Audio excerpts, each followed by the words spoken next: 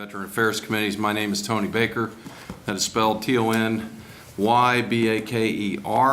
I'm here today to testify in support of Senator Halloran's LR7. For the record, as Senator Brewer noted, I'm presently on vacation as I am an employee of this legislature. Time is of the essence, so I'll get straight to the point. The opposition you will hear today are here to do one thing. They are here to instill fear in you.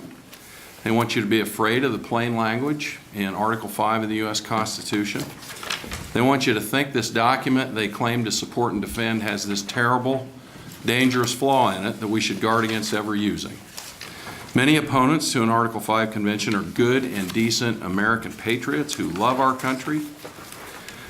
It's not that they're ignorant like I used to be.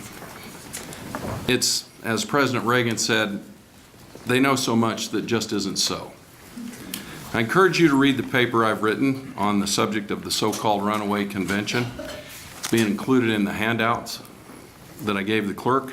This will be the most common of the misguided arguments against the resolution you will hear today.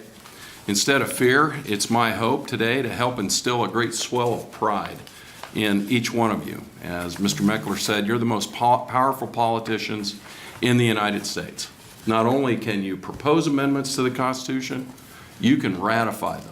No other elected official has that power, not the President, not members of Congress.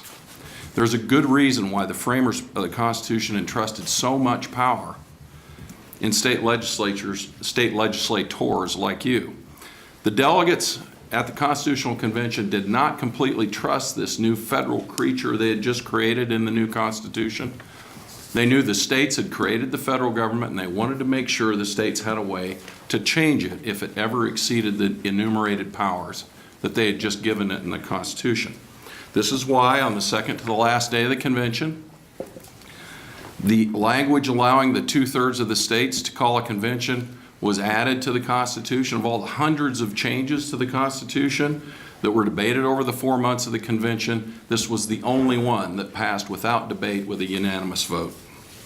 You have a choice today. You can be seduced by the fear of a theoretical boogeyman who will destroy our country if a bunch of states get together and have a meeting. Or you can fear the out-of-control federal government we see every day driving our country off a cliff. I don't think Nebraskans scare that easy. Thank you. That concludes my testimony. Go to conventionofstates.com, press the button, sign the petition. More importantly, get 10 of your friends to do the same. When you sign the petition, then that sends a letter to your state legislator. You go on the list in their district as a supporter.